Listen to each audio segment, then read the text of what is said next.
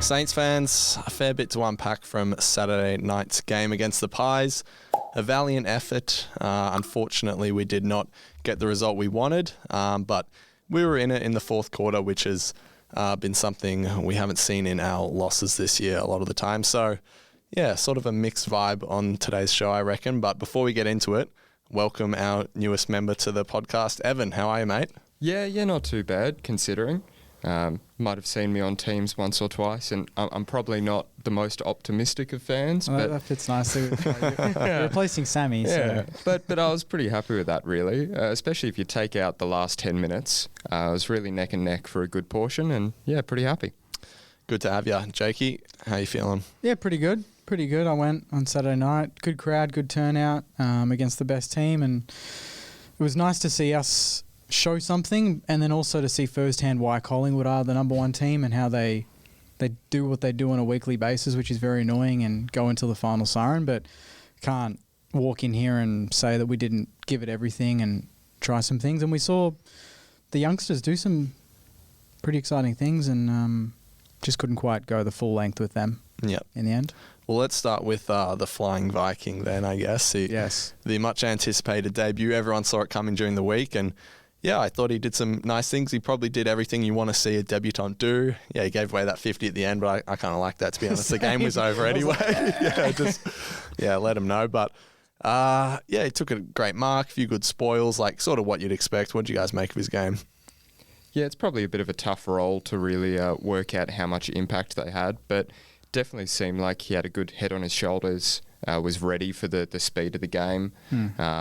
And it's good to have a bit of a fan show out for him as well. Oh, yeah. With the old that was fantastic. It was a good laugh, that. Yeah. His mum was taking some photos as well, which the club shared. Shazza, I think her name is. But I've met her once, and the family, and they're amazing and great support for him. And that mark that he took on the Nick Dacos kick when he flew above the pack was just a little glimpse on what he's going to do more and more of every single week. And we did put him forward, I think, late in the game. Unfortunately, we didn't get him one out flying for the footy at that point, but that versatility that he offers is really good. And he was pretty composed when he had the ball in hand, apart from maybe one wayward kick. But 9 touches, I think 6 marks, which was third or fourth most on the ground. Not bad for a first gamer in the heat of the battle. Yeah, it gives you.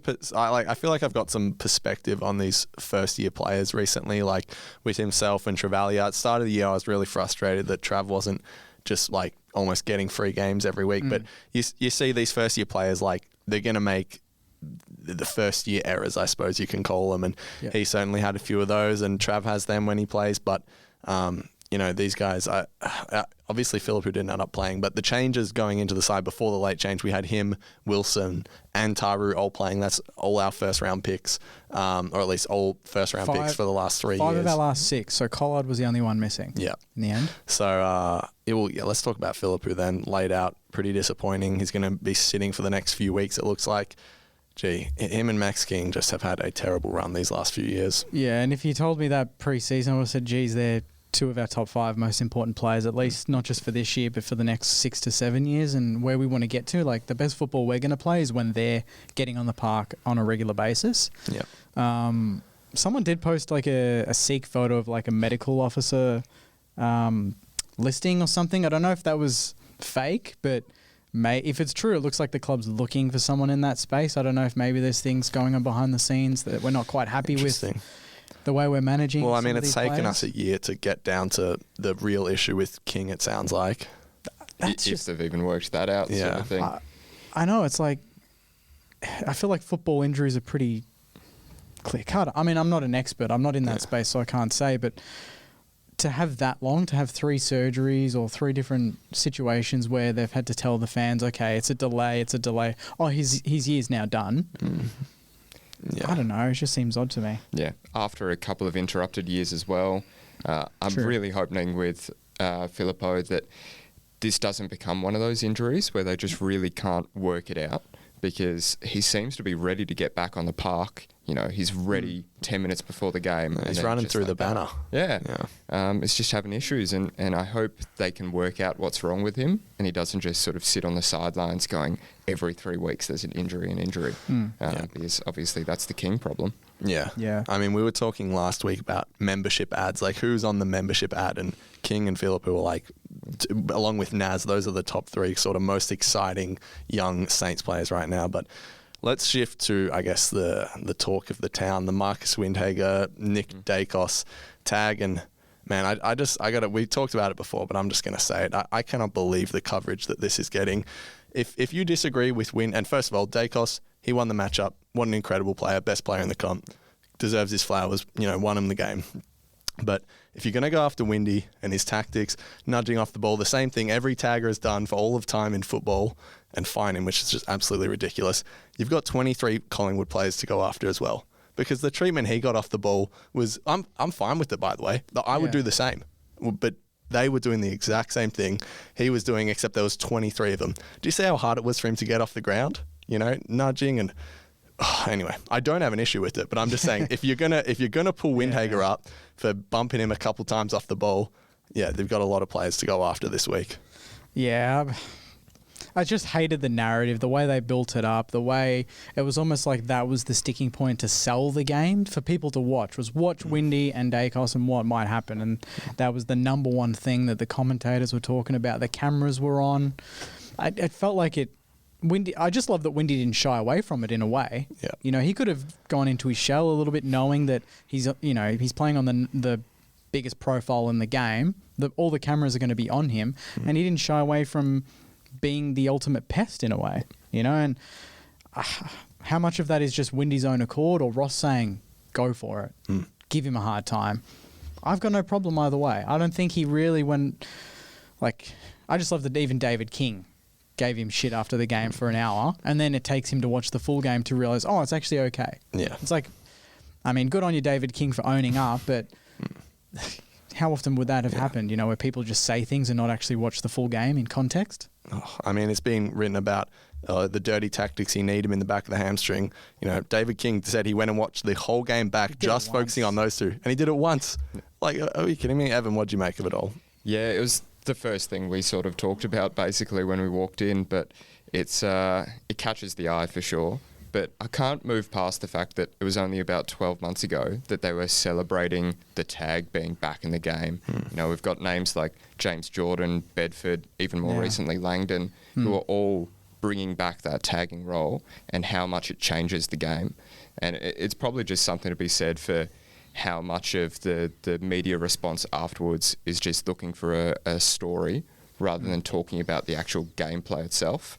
Because I think you can look at it, and the Pies did some really interesting stuff, moving Dacos to full forward against Wilkie, of all people, sort of thing. And there's strategy there that both sides are working with, but that doesn't get focused on. It's just sort of the mean-spirited physical stuff that they overread into. And they'd pumped him up all week, Windy. Yeah, there was an article about him and how he's on AFL.com, not in the Herald Sun. Yeah, on Bond the previous weeks. Neil, he's done a couple of times, and he's going to probably play on Sarong on the weekend, or Brayshaw, one of the two, or both. I mean, I get that's kind of part of their job, but also at the same time, they need to understand this fuels so much more. Collingwood have a huge, crazy, loud fan base. Yeah. Go on Windy's Instagram and look at some of his latest posts. He posted in March. That's his last post. Yeah. And he's got 20, 30 comments on those posts now. Like, I can't even quote what they're saying. Do you know what I mean? It's pretty disgusting. It's not, Windy, I can't even make up something. Well, I mean, it's like, especially considering like toxic, Collingwood fans celebrate players like Maynard, which they're fine, go for it. You're entitled to do that, but you're going to celebrate him, and then you're going to get mad at someone hitting someone with an open hand to the chest. Like, what are we doing here? I had people sitting behind me, and they were freaking out when Windy was just like bumping him, just fairly bumping him, and they're like, "Get off him! Don't touch him!" Yeah. I'm like, what kind of sport are you expecting? This is footy. Yeah. He's the best player on the ground. Take it as a compliment. We're trying to stop him so we can be competitive in this game, and for the most part, as much as he got 30, I can't tell you that he was. Like, I didn't really think he was influenced until he got going late in the game when he kicked that goal, and even a couple of clearances, he turned him over 3 in a row. Like, we kind of got in his head a little bit as well. He gave away a free kick. Yep. But it is what it is. It's theatrical. That's all they want at the end of the day. So No, yeah, and at the end of the day, he probably won the matchup, but Yeah, he did. I genuinely think Windy could not have done much more. I think he just stuck to the task all day, tried as hard as he possibly could, and this will just be a learning experience for him. Like, okay, you got bested by the best player in the competition. Oh, well, you know, you're a 22-year-old, you're learning, and I hope he just takes this in his stride and keeps going, because not every player has the confidence to go and stand up to the best player in the competition for 120 minutes of footy. So I applaud him, honestly. He did it to Bond the week before. I don't think he's losing any sleep on this performance. Like, he's already prepping for next week. Yeah. And as you say, he's facing up against 23 other players. Like, the whole squad is trying to get him off Dacos. And to a certain degree, I probably would ask more from the rest of our boys out there. Pendle sort of going straight to Windy, bumping him off the sideline. There was a bit of a skirmish, but I guess you were there. Did you see much from the rest of the team? The best I saw was when Dacos kicked that goal. 5 Saners went to Windy and grabbed him by the shirt and lifted him up. And a few, I think, side bottom went to bump him, and Mason Wood came in and just... Oh, the Collingwood players were going at him on the ground. Yeah. So I think our boys were pretty aware of it. Yeah. I was actually pretty happy with the way we stood up for him. Overall, we were pretty up for the game. Yeah. We're pretty good when there's heat in the game like that. I feel like we almost thrive in that way. Yeah. I wish Hugo Garcia was playing though. He would not have had a bar of it. He would have got weeks. Filippo would have loved it because he's a big boy himself. Stocker, actually Stocker was pretty. Didn't notice him throwing his weight around as much. Yeah, maybe he wasn't in the region. Yeah, I mean, it was one of those games where that narrative kind of fueled the 4 quarters. Like, we were all fired up because of that one reason. Really. But it's like, and I think that's great. It was an exciting matchup. But let's just talk about the fact that it was an exciting matchup. Not just throw all this shade on Windhager that he's a dog and has dirty tactics because he needs someone in the hamstring once. And that's just absurd. Yeah. And by the way, good on him for keeping his cool. Like we say, 23 players going at him for 120 minutes. He gave away a couple free kicks, but not for anything reckless. That was all within the game. So good on him. And also, I got to mention Ross's comments in the post-game press conference about Dacos maybe having his own set of rules. What do you guys make of that? That's just Ross probably deflecting slightly away from Windy's game, but also it's a fair question. I mean, the fact that I don't know if it was David King or not, but someone said these players need to be protected, or there was a quote of some sort like that, where it's like, so the A grade, the Brownlow medal chance winning sort of players, they need more attention. Are you serious? Like, it's a sport. Yeah. Everyone follows the same rules. Everyone plays by the same rules. End of story. For some expert commentator to say certain players need special treatment, that's bizarre. What the hell are you on about? That's saying what Ross said is true. There might be another set of rules. He's pretty talkative this year, Rossi. Ross is, yeah. I don't know if they've fired a media trainer or something, but he's gone at it across the whole bunch of rules there. Yeah, they're just giving him the keys, going, mate, say whatever you want. Yeah, but certainly. To a certain degree, they've got the 4th umpire now. I would have thought that's the perfect tool to use to measure that off the ball, sort of in the contest rules there, to see if he's actually going outside of gameplay to work out if he's doing something untoward or if he's just playing physically. And I would definitely say just looked like he was playing physically. Yep. Yeah. Completely agree with that. Well said. What else do you guys want to talk about from this game? I mean, the game itself, like, I think I was pretty happy with the way we went about it. I thought at times when we had chains from back to front, we looked pretty exciting. I really enjoyed seeing Darcy Wilson back in the team and kicking too. I thought he was pretty clean. The back line, Caminiti, Wilkie, Tauru, I felt a little bit more comfortable when the long balls were coming in. I know McStay took a mark. Membry kicked a goal, but it wasn't a contested mark. It was pretty much a chess mark. Apart from that, we didn't do too badly, and we handled Elliott and Bobby Hill exceptionally well. Like, that's gone under the radar, but Elliott, I think, kicked a goal or two from a free kick. And Bobby Hill, did he kick a goal? Yeah, I think it was 1-2 or something. 1-2. Like so for players like that was my number one worry, was their smalls over their talls. And we kind of did as best as we could, and we hung in there for the most part. Yeah, go ahead. If you do a 1-to-1 comparison, I was definitely worried about Bobby and Elliott. Yeah. But I reckon if you look to our side, Higgins and Butler probably outplayed them to a certain degree, or at least made their opportunities better than Elliott. Yeah, Butler did. Did he go kick a goal? I don't think so. I think Maybe Higo was one. goalless, but he was around the ball. I think he set up that Mason Wood one in the goal square where he kind of nudged the defender under the ball, which could have been a free kick on another day, but we kicked a goal from it. But I liked that. Yeah, anytime they looked like they were trying to get away, like the margin, I think between the second and late in the fourth would have been an average of like 11, 12 points. We were always close enough to win it, but probably not. Didn't have that next gear to go to, whereas they did. Yeah. And then it was annoying anytime we kicked a goal, within 75 seconds, they kicked one. Yeah. So we'd get it back to 10 points, bang, 16, 22, back to 16, back to 22, and we just couldn't get on a roll. Yeah, I would argue we played like some of our best footy for the year for about 100 minutes of the game.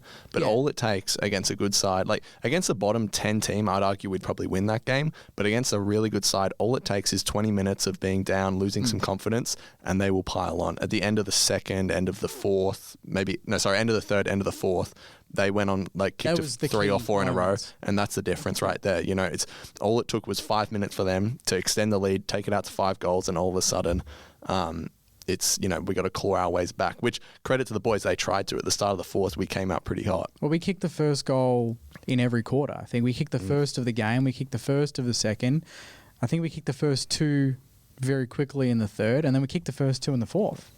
So it was more our ends of the quarters, if anything, and that's when Collingwood excel, generally. I was going to mention this stat. I don't know if you spotted. It was on useless footy stats. Yep. But I think it's actually a really important one, that we've given up the most goals within a minute of us kicking a goal. Yeah, 24. So, 24, which is like another 4 more than the next worst team, which I think like the Lipinski one was a really big obvious point of that. I think we got within a goal at one point, and within 20 seconds from the centre clearance, Lipinski responds with a goal and just gets that lead out again.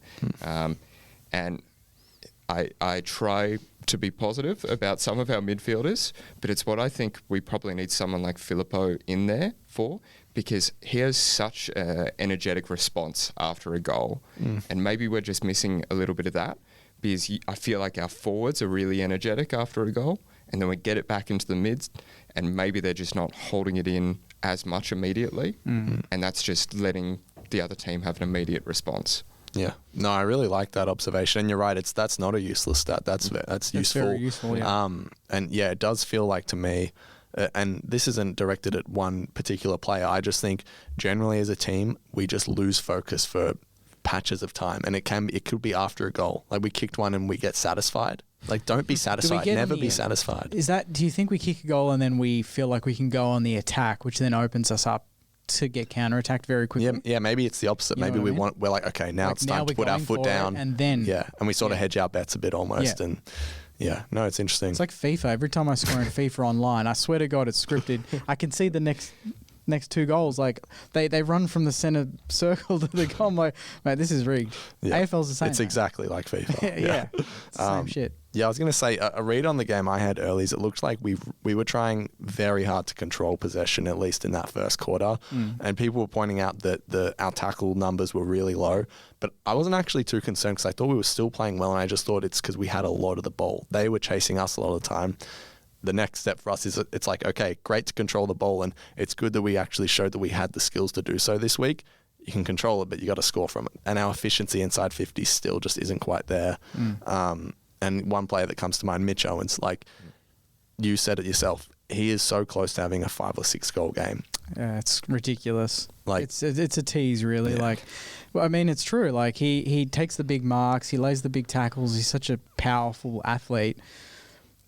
Cooper Sharman's just got to pull him aside at training or something and go like, this is how we do it. Like Cooper Sharman's a beautiful set shot. He kicked that nice one from 50. He takes his chances. Yeah. Whereas Owens, you almost expect, like it's a shock if he kicks straight.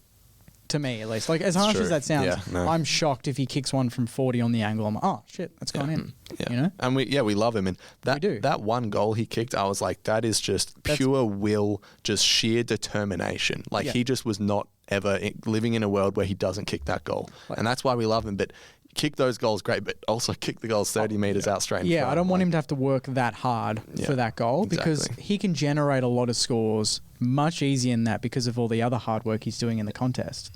But he's just not capitalising because of his finishing. It's probably one of the biggest differences between us and the best, 5 or 6 teams. We need those 5 extra easy goals that they just seem to come by in some way. I'm watching us and I'm like, that is a great goal.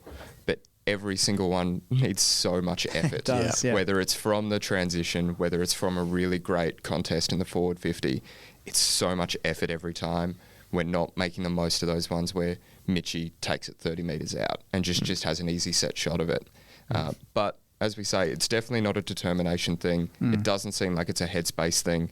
To me, it's just a little bit of technique maybe. His run-up's a bit odd. So just following up there and getting a few more games and a bit more training into him, because it's not for lack of effort.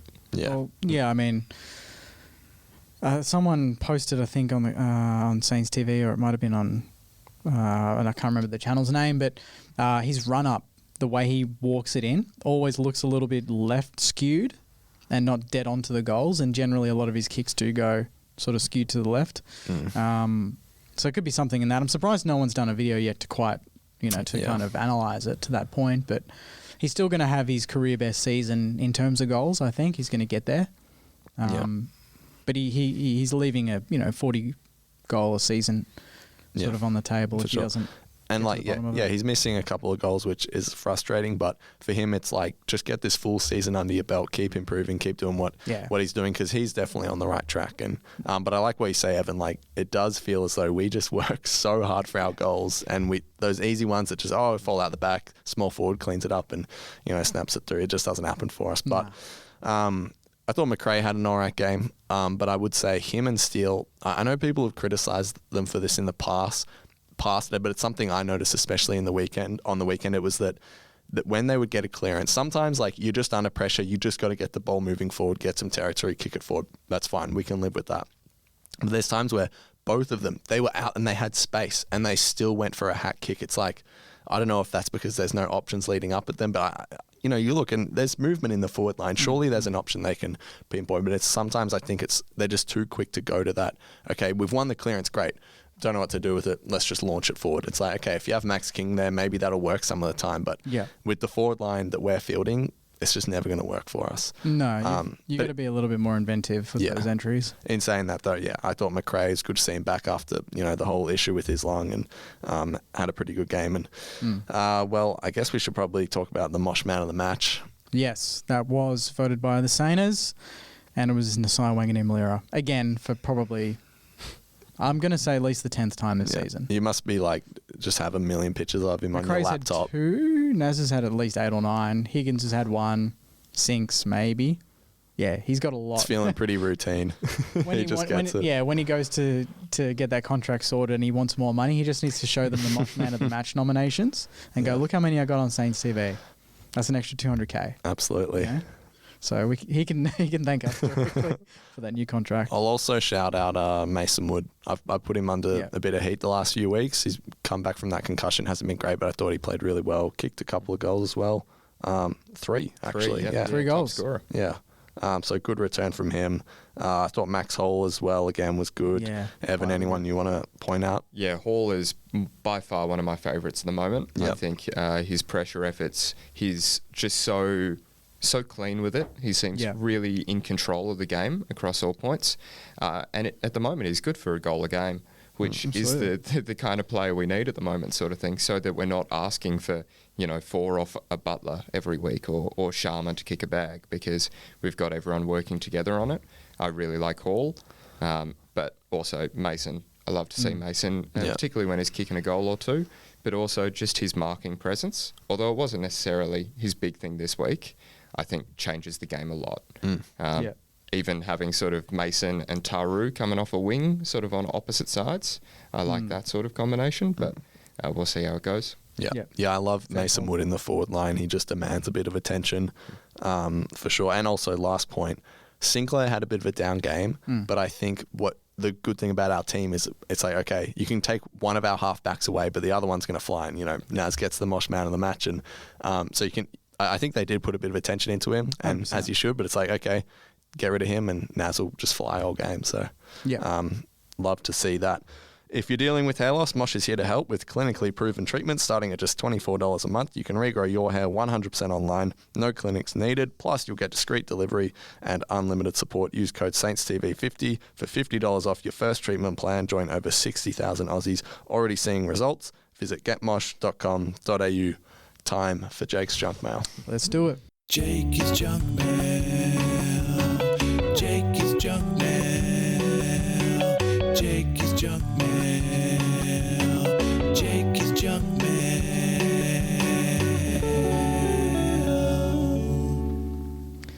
Alrighty. Let's get into it.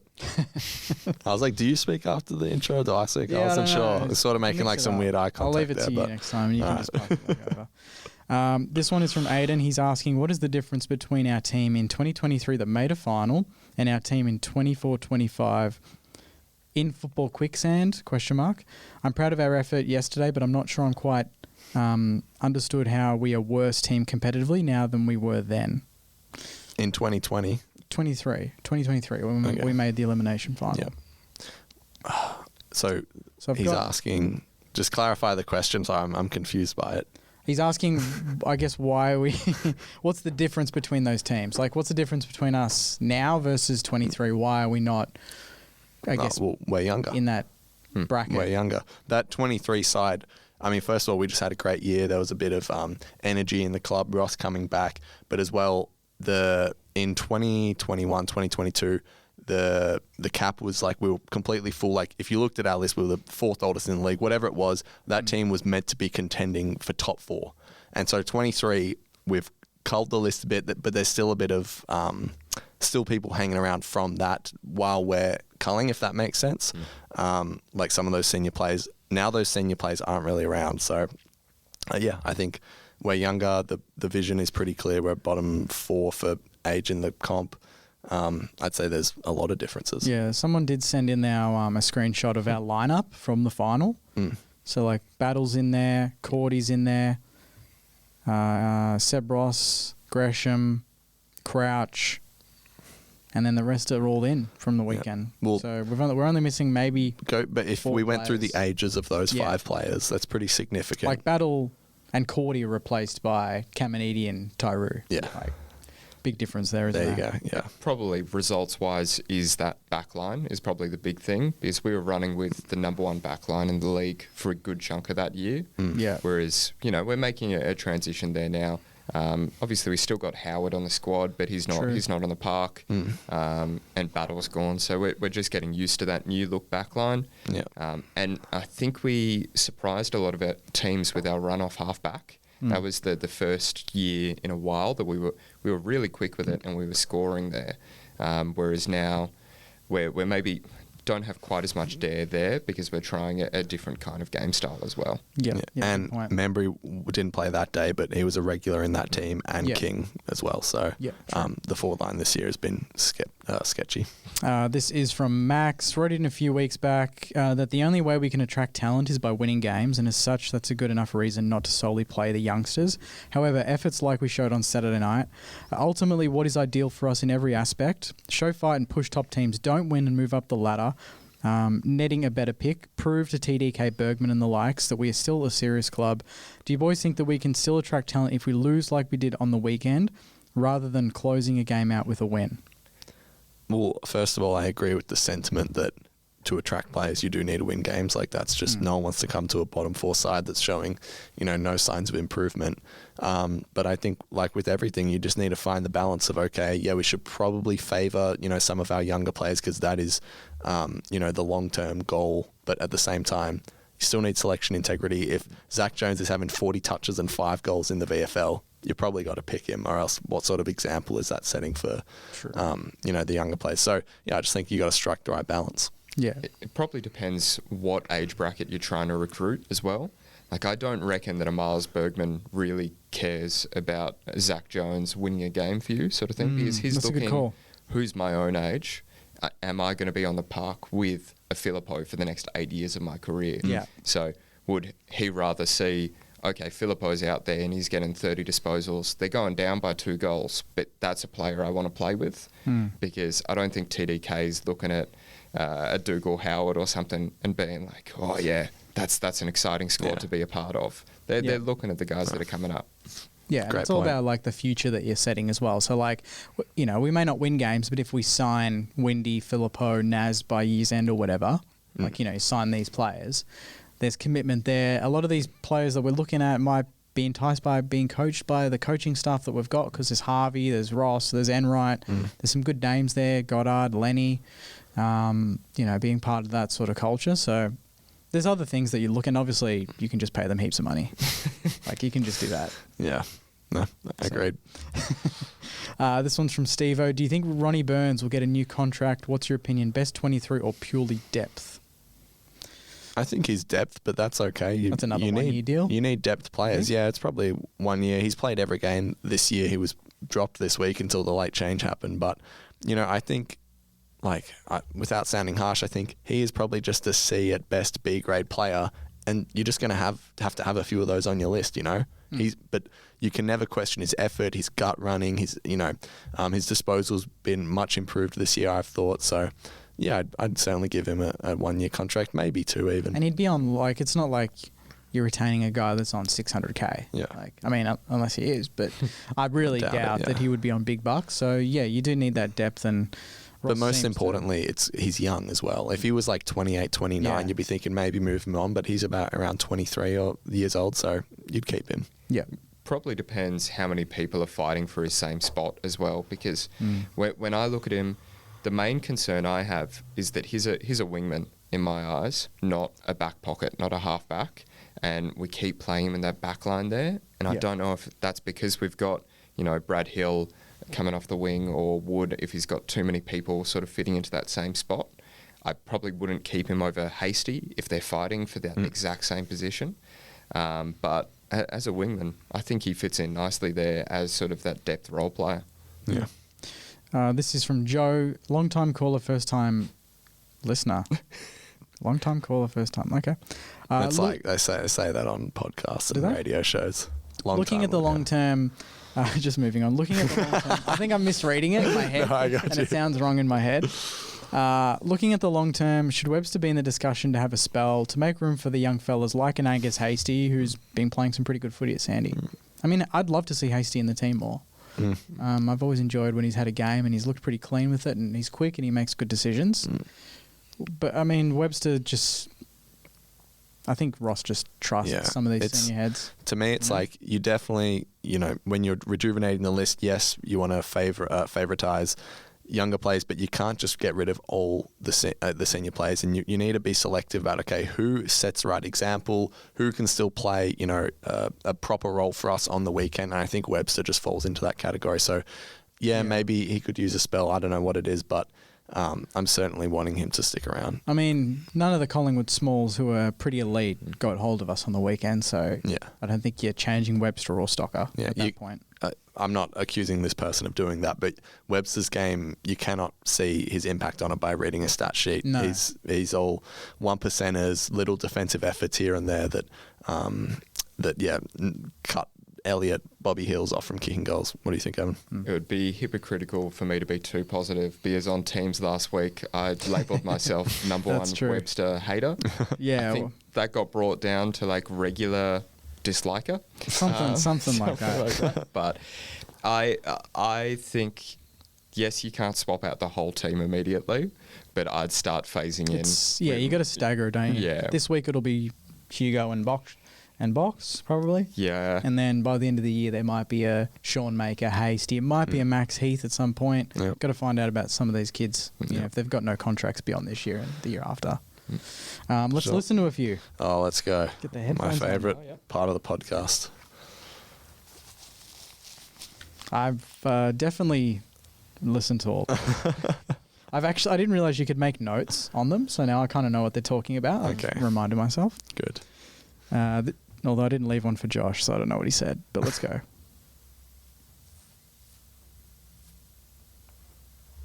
We came so close. We could have thrown a wrench into the top 8, hell, even the top 4.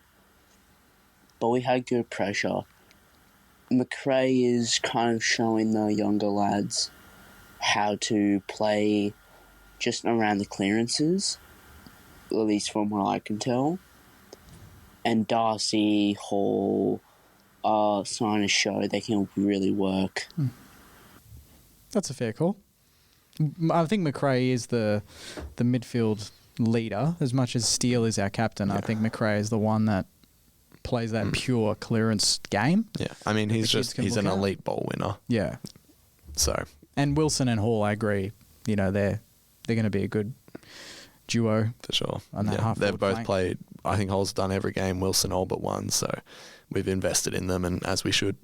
Yep. Yeah. And I don't know if we would have thrown too much of a wrench into the top four there. Oh, yeah, they're 2 games clear. But to a certain degree, that's more of a good sign for us because they're pretty set as number one, and we still, brought it right to them to that last 10 minutes. Yeah. This one is from Trent.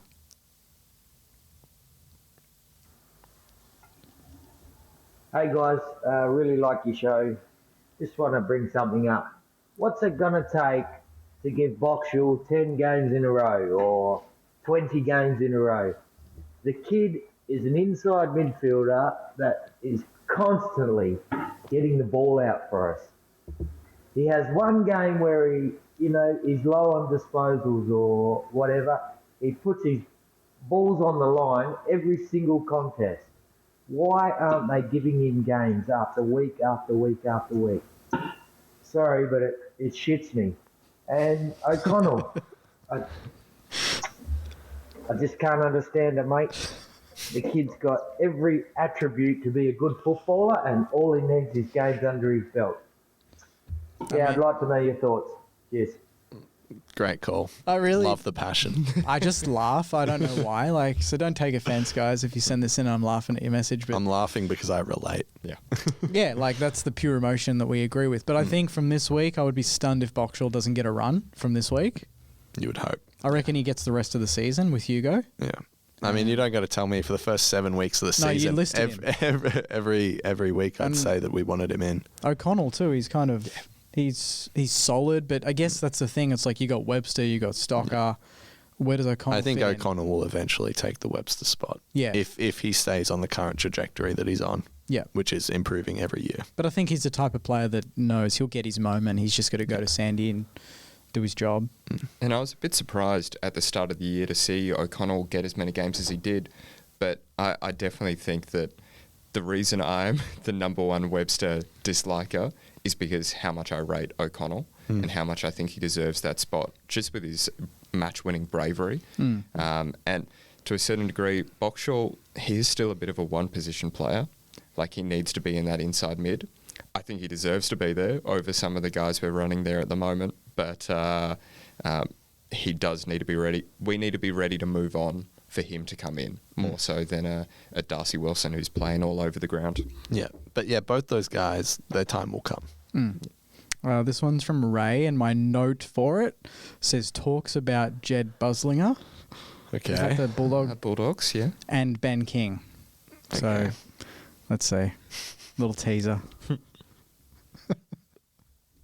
Hi guys, Ray here. I'm from Ashwood. I'm just wondering about looking at someone like Jed Buslinger as a key defender for the Bulldogs. It would allow us to use company maybe forward while King's out. And he's 198 centimetres, played a couple of games, can't get a game for the Bulldogs. I have a second question. Do we go for Ben King for next year? I think that must be a priority as well.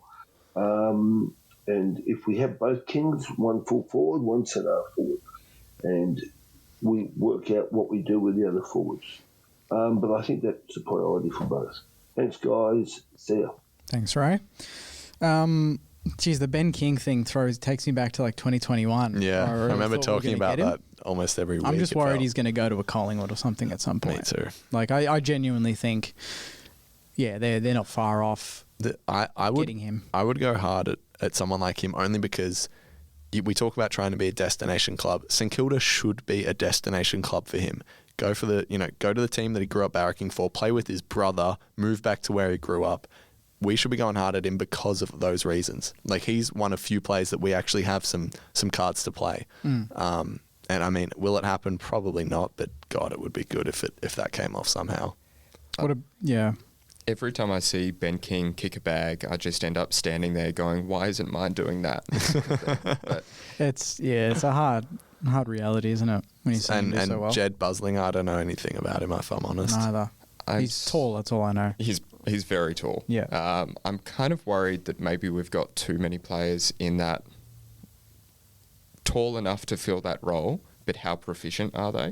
Because I don't know if he's the same sort of age bracket as Caminiti. We've still got Dougal potentially coming back. What do we do with that series? It's not like one is a star above the others necessarily. Yeah. So it's what we're looking for there. Is Dougal still in contract? Or He's out of contract. Out of contract. Yeah. So potentially, if he's on his way out, it might be worth bringing in that backup there. I mean, that we still can't discount Lecalier. Let's just, he would be the one. Yeah. He would be the one. If he's out the of all target. of them, he would be the number one target. This is Jack, and I didn't put a note for it.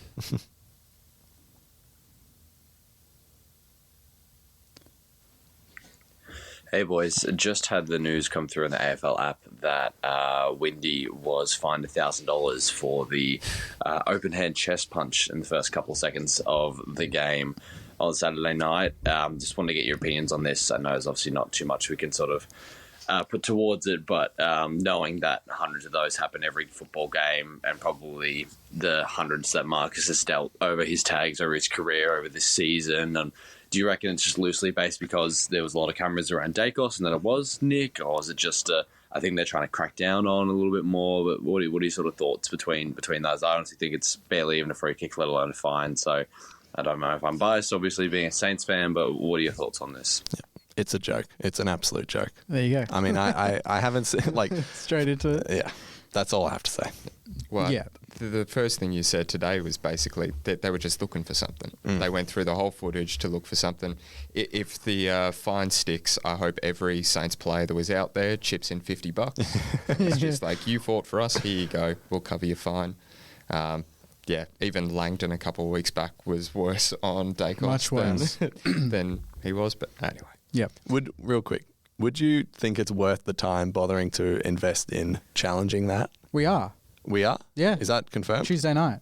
Oh, fantastic! Yeah. I was about to make a case for it. We don't want to. We don't want to pay $1,000. We're going to risk paying. It's not even about the $15. $1,000. Just the principle of that is just ridiculous. That you get fined $1,000 for an open hand to the chest. I was so angry about it that as we came in, I did an example on you to show how soft it was. I'm still a little bit winded from it, to be honest.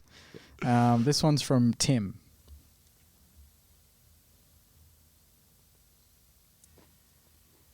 Hi gents, loving the way that we can now send a JJM VM. This is a really good way to contact you blokes. One of the things that we've been really poor at over the last 10 years is development. That's why we only have Ryan Burns from our mid-range draft guys and really no one else. Looking at some of the younger ones coming through now, seeing that Tauru was ready, seeing that Darcy can go back for a week and actually play better after a week at Sandy, I'm wondering whether or not actually our development might be turning a corner, and somewhere along the lines we're going to start seeing improvement from guys like Max Hall, Toby Travalia, Hugo Garcia, Patrick Said, Hugh Boxall. Anyway, I want to know what your thoughts are on that. It's a good one. Yeah. I think he's on the money there a little bit. Oh, I mean, for sure. Filippo went to Sandy for a stint, came back, different player. Darcy's gone back, came back a different player. I mean, it's one game, but he's definitely back to what he was last year. Collard did a stint. He played early season, was pretty good. He's doing it again. You know. I think it was a mandate from Ross when he came in that was something that had to improve 100%. within the club. And a lot of the talk around the VFL side and the future of our affiliation with Sandringham, I think the reason the club wants to take control, I've thought about this over the last few weeks, is we just want as much control as possible over the development of our young stars. 100%. And you just... It's a difficult line to walk when you've got an affiliated VFL side. So upon reflection, I'm like, I think we should be looking at probably taking our own side or kind of taking more control over Sandringham. Yeah, but I do think it is improving. I think, look at Nazib, the trust in him and his development. Mitchie, he hasn't had to do it at VFL level, but even some of them are doing it at Keeler. Look at Keeler now. Like, every week he's looking better. Tauru, I can't wait to see where he'll be at come season's end, giving him 6-7 games. So, body of work does the job, really. Our last 10 years haven't been that bad. Like, I know he's gone now, but aren't you still glad that we picked Billings over Bontempelli? Why did you have to say that shit? We've never said we never say that shit on here, and you've just pulled that out. No, I think that hurts. That hurts. A massive improvement. The new coaching panel. I think even the fact we can talk in the last 2 years about Filippo being out of form and just saying, hey, go spend some weeks in there. And making a world of difference. I think our drafting has been much better. I think our training has been much better. Now it's maybe just a matter of getting the medical consistency back on board and probably a little bit of the contract works. Yeah. And just continuity, honestly.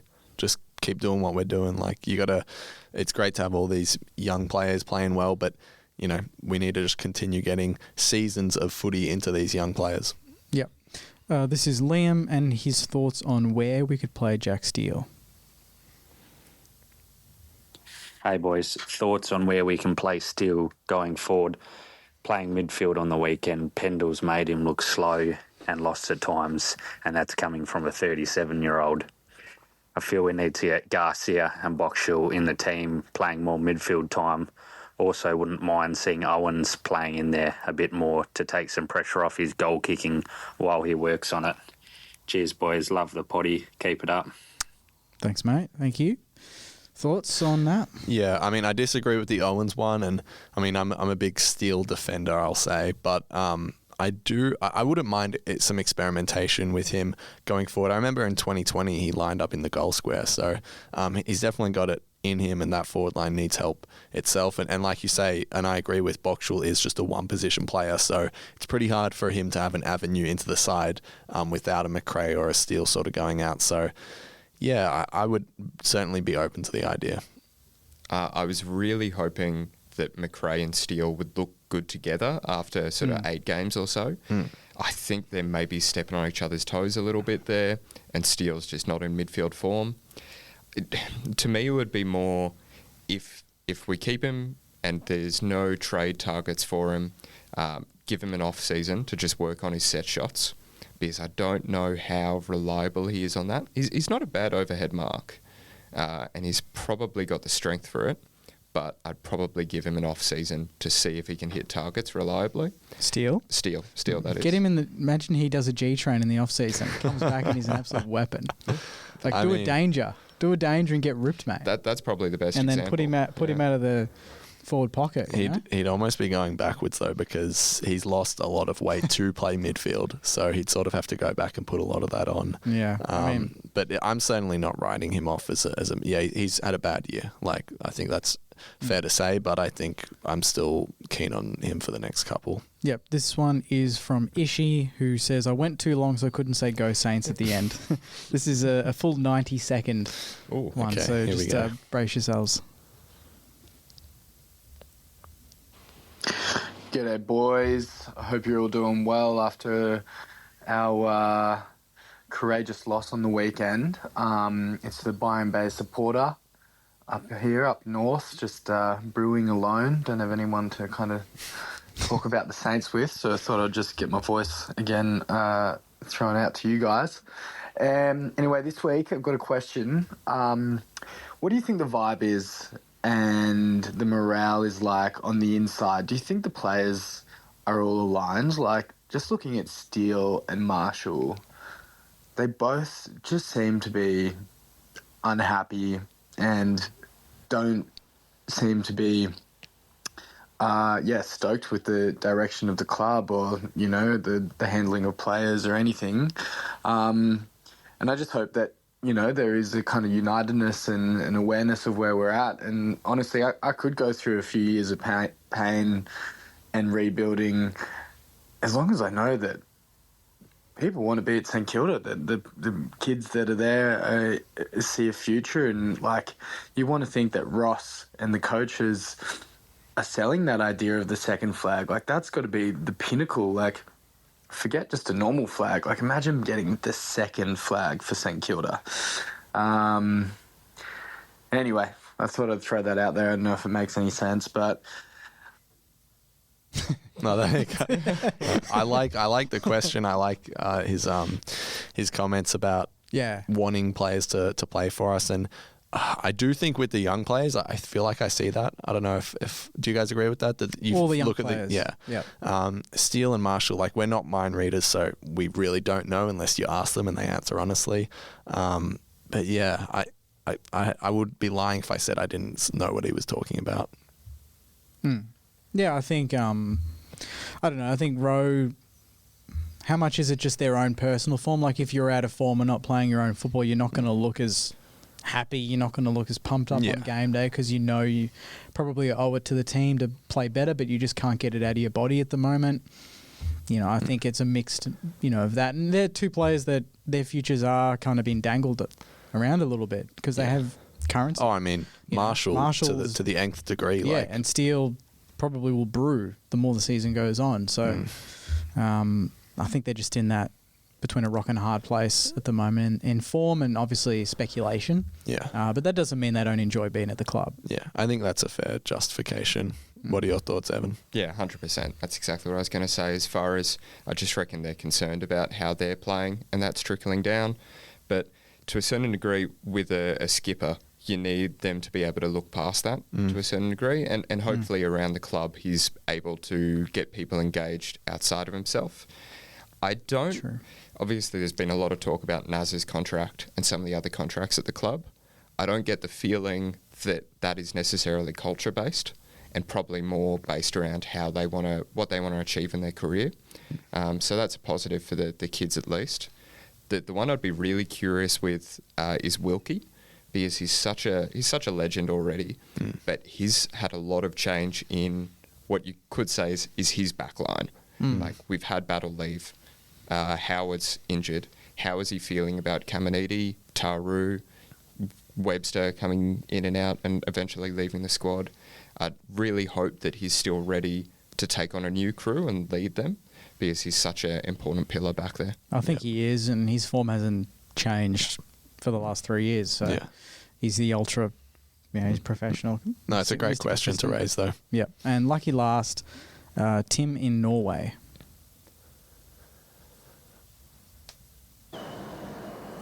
G'day boys, it's Tim in Norway here. Hope I'm not too late with my question for the pod, which is, at which point did you know that King wouldn't be playing this year? Because honestly, I swear I knew that in, March. Ridiculous. Yeah. I got to say, the optimist in me, I genuinely thought he would play this year. Although, looking back now, do we not remember round one, he was touch and go to play round one. That's it. He was touch and go. And we're in round 15 and he's just been ruled out for the year, not having played a game. Very frustrating, but I'm not frustrated at him. I'm just frustrated for the team. Like, I'm wearing my Air Max today because I absolutely love Max King, and his return game is going to be something. That'll get bums in seats, Saints fans back to the footy, I would hope. Round one next year. Okay.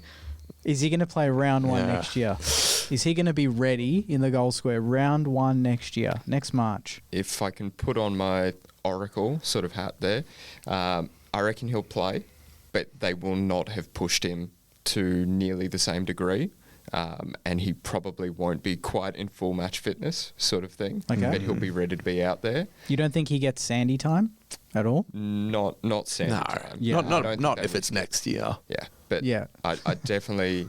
Sorry, I blew up a bit about that. I just took that a bit too personally. The jumper, man. You've become him. Yeah. But that last pushback was definitely when I said to myself, he's not coming back. And more than anything, I'm upset about how it's happened on such a stunted approach. Because with Howard and him out for the season, we could have had 2 mid-season draft picks if we had set that in stone a couple of weeks back. I mean, Howard's going to come back, though. I think, was Howard out for the year? He's like he 1 hurt to 2 himself. weeks. Yeah, but slight delay, but we'll see. Okay. I We'll see thought how it we was go. fully gone now, but no. Okay, Nah. that's For not sure. the It least. is frustrating, but what can you do, really? Yeah. I'm still frustrated because was it Port Adelaide or Carlton last year that he dug it into the dirt? I was at the game either way. I think it was Port. Yeah. And I was upset all game throughout that first half because we were kicking it so terribly to him and kicking it onto the head of Higgins, who had a leer on him. And first disposal of the second half comes out of the midfield and it's a perfect dime straight to King, but it's a foot too short and he digs into the earth with his knee and can't get the mark, and he's been out for 12 months now, sort of thing. So I really hope we play a better system for him when he comes back. Yep. Because it's a great point. We've got to prepare those forward entries for when he is there. He'll have 1.5 years out at this point. Is that a good thing or a bad thing? I guess you can frame it either way you want. We've had enough time to play football without him. So, we found other avenues. So for the team. Maybe Sharman's gotten a bit more responsibility in that time. Owens has got more responsibility. Yeah. We've had times to, obviously we've lost Membry, but we've played Keeler down there. Tauru might play down there more.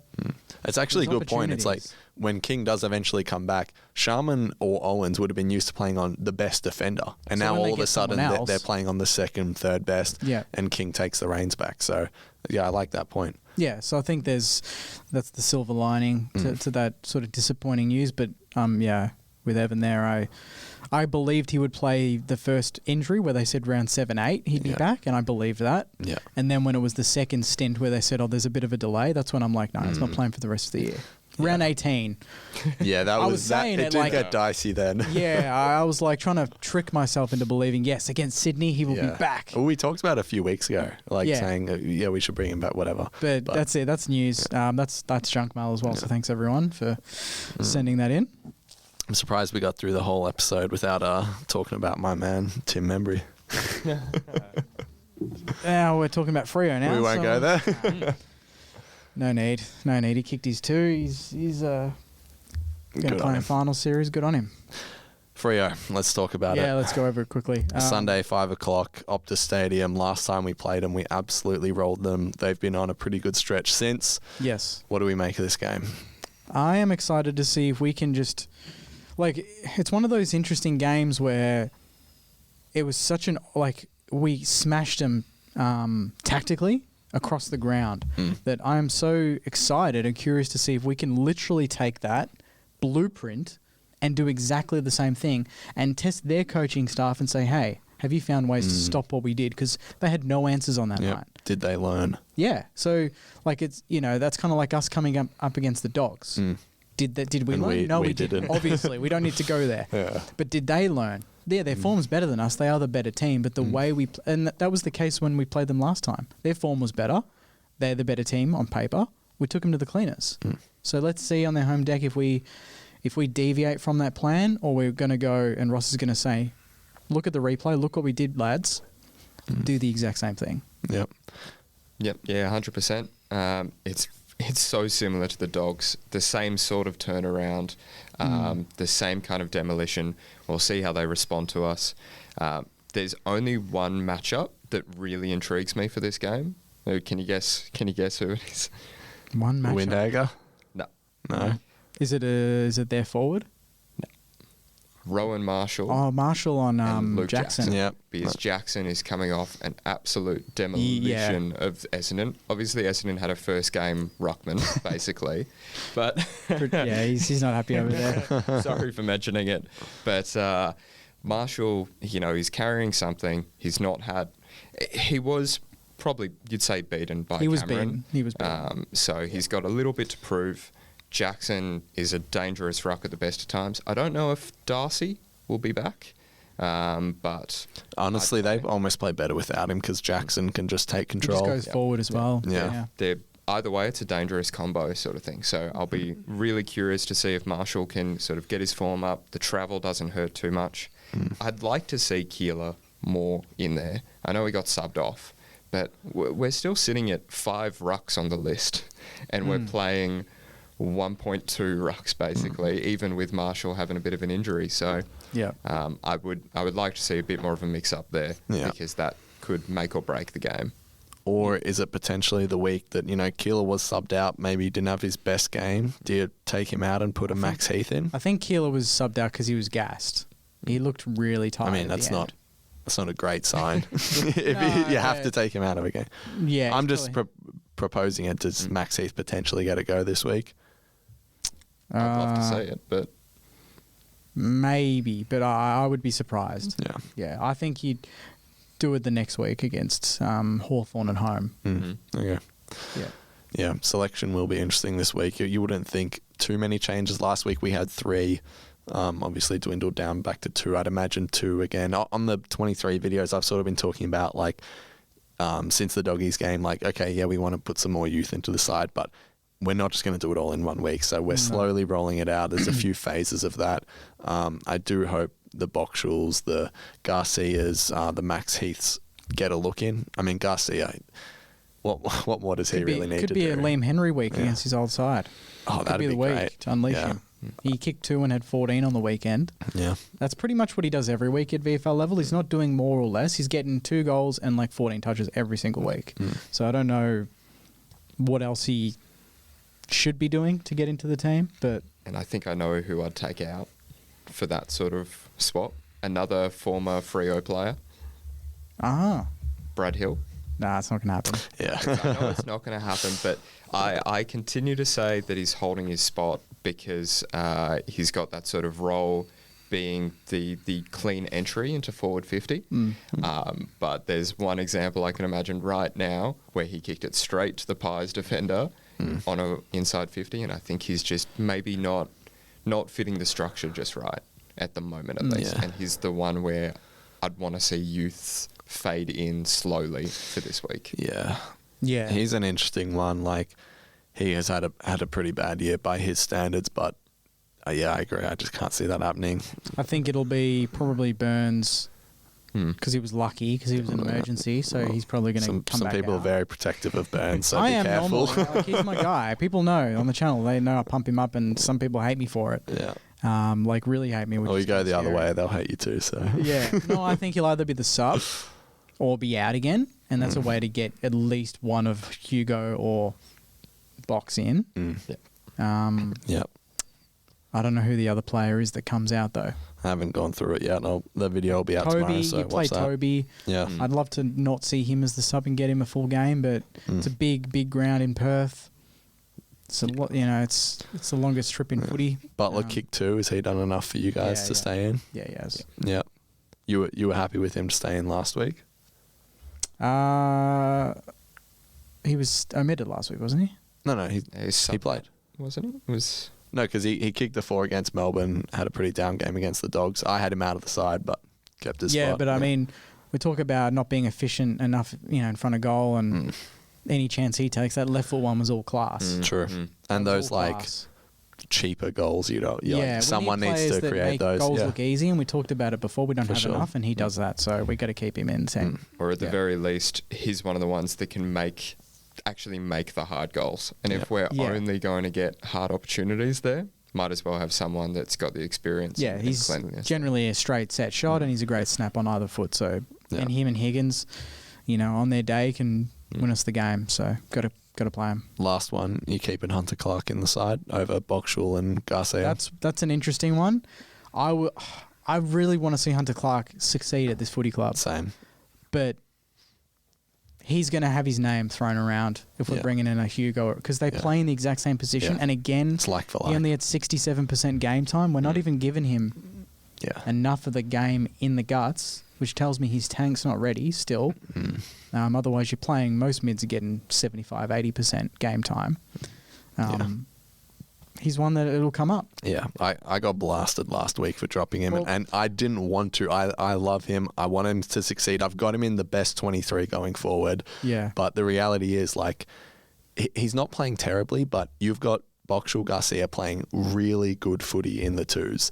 You've got to be doing something to keep the spot, and it just feels like he's, playing average footy, which isn't bad, but is that enough to hold your spot? We'll see this week. I mean, Wouldn't surprise me if Ross just brought in one of Box or Garcia. Yeah. It wouldn't surprise me if he just doesn't pull the trigger on both and he gives one and then gives one of Burnsy a game or gives Hunter one more week to prove themselves and then he makes a call on that final spot. Yeah. I think I want to see Hunter succeed. I just don't think it's going to be at the Saints sort of thing. I think he's maybe had one too many injuries. He's maybe had a bit of a rough run and we've sort of moved past where he's standing in the list.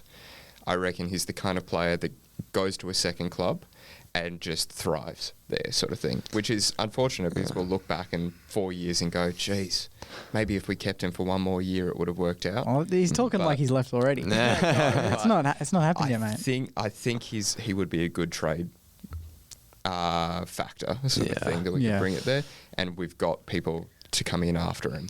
Yeah, I don't know. Stubbornly, I'm just like, no, stick with him. But I do hear you. Anything else to touch on before you wrap up here? I'm excited. I think if we can take a little bit of what we saw against the Pies, that intensity.